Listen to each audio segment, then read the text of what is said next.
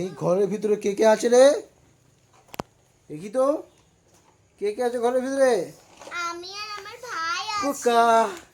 কি হলো, আমরা এখানে বাস করি আর আমরা এই গাড়িটাকে নিয়ে থাকি সব সময়।